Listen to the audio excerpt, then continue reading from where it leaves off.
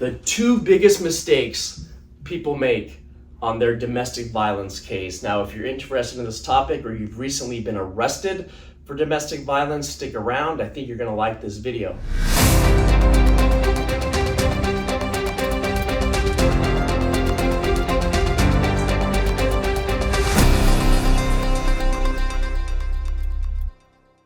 My name is Dod. I've been a criminal defense attorney since 2004 here in California. I practice exclusively criminal defense. Now, a lot of people ask me, well, why do you only practice criminal defense? The answer is simple. In any criminal case, the consequences are just too severe not to only practice criminal defense, so I owe it to my client. Let's jump into this. Again, my name is Dod. I have an office in Santa Ana, California, and Vista, California, and here in downtown San Diego. So today what we're going to talk about is what are the two most common and major mistakes people make when they're accused of domestic violence here in San Diego, in Orange County, all over California. But today we're just going to focus on a domestic violence case, whether you have a court coming up in Santa Ana, in Westminster, at the Harbor Justice Center in Newport, in Fullerton, downtown San Diego, El Cajon, Chula Vista, or Vista. The mistakes are the same. It's the same two mistakes people always make in any domestic violence case. And the first common mistake is a violation of the protective order. That's right, a violation of the protective order. So the common scenario is this: you're arrested, you're taken into custody, and typically what the officers are going to do, they're going to advise the person, the alleged victim, that they have the right to get an emergency protective order.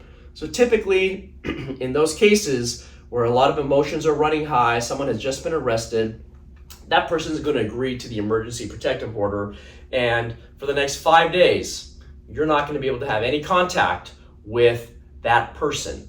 That's called the emergency protective order. And a lot of people violate that emergency protective order. Why? Because most likely you live there. And now you have this piece of paper telling you you cannot go back to the house. You cannot call, you cannot text, you cannot email, you can't have any contact.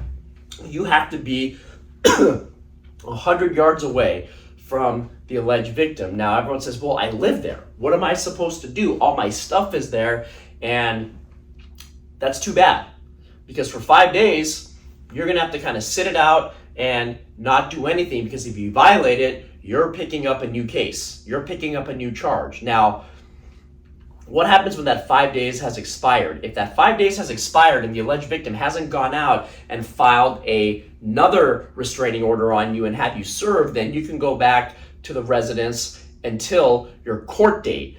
Now, this is what happens in any domestic violence case in California, whether we're here in San Diego, in Chula Vista, in El Cajon, in Vista, in Fullerton, in Santa Ana, at the Harbor Justice Center, Newport, or in Westminster. When you show up for your arraignment, what is an arraignment? An arraignment is your first court hearing where you're advised of the charges against you, you waive a formal reading, you enter a not guilty plea, and you deny all allegations. That's just standard that we do that at the arraignment.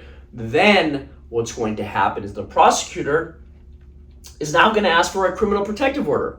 Right? So you had that emergency protective order for 5 days, that expired, you thought you were good to go, now you show up to court and the prosecutor is asking for a criminal protective order. What does that mean? It's basically the same thing. It's a restraining order. You cannot have any contact with this person during the pendency of the case. You cannot be within 100 feet of them. No calling, no texting, no emailing, no third-party contact. What do? Well, you can have your attorney request that you have a officer take you to the residence so you can take out whatever belongings you need at the house. That is a possibility, but the most common mistake people make, and I see this every day, is they violate that restraining order, that criminal protective order. And what happens now is not only are you facing your original charges, you are now facing your violation, another misdemeanor charge that you're facing for violating that protective order. Now, Another mistake they make is they think they can have their mom or their dad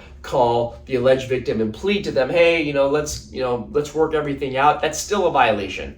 You can't email them. That's still a violation. You can't email your mom or dad and CC the alleged victim on it. That's still a violation. So the number one mistake I see in any domestic violence case here is you violate the protective order. Sometimes I see it multiple times that you violate, that protective order. That's the number one mistake.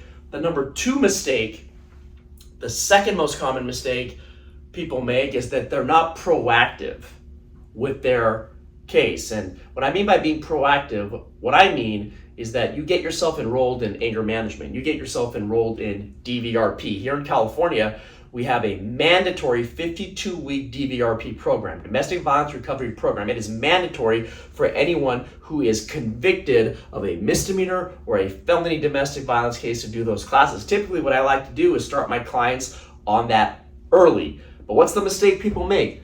Dod, why would I do the classes when I'm not guilty? When I didn't do anything. I want to fight the case. If I do the classes, I'm just admitting that I did this, and I'm not going to admit that. And by doing the classes, you're not admitting to anything, because the prosecutor can never use that against you, right? So if this case ever went to trial, a prosecutor cannot go in front of a jury and say, ladies and gentlemen, the defendant here did his domestic violence classes. He did 10 classes because he knew he was guilty. They cannot do that. It can never be used against you. So the fact that your attorney is telling you to do anger management and is telling you to do the DVRP program, that can never be used against you as an admission of guilt. We are just asking you to do that in order to help get you the best outcome, to mitigate your case. And if you're just caught up on the fact that you're just going to take this case to trial and you have nothing to hide, then doing those programs is great, because let's say in the event the trial didn't go the way you want it to go, you've already done anger management, you've already done some domestic violence classes. So those are the common mistakes people make, is that they're not proactive, and they think by doing classes, by being proactive, they think that is an admission of guilt, and it's not. So to summarize, the two most common mistakes I see people make on any domestic violence case is, number one, they violate the protective order, and number two, they are not proactive. They are not doing their classes because they think that's an admission of guilt. I hope you like this video. Subscribe to our channel, hit that notification bell, hit that like button. All we're trying to do is help educate the public. If you have any questions and you have a case here in Southern California, whether it's Orange County or whether it's San Diego, we cover all of Orange County, all of San Diego. Give us a call, 833-4-DOD Law, 833-4-DOD-LAW, 619-814-5110, or visit our website, www.dodlaw.com. Have a great day.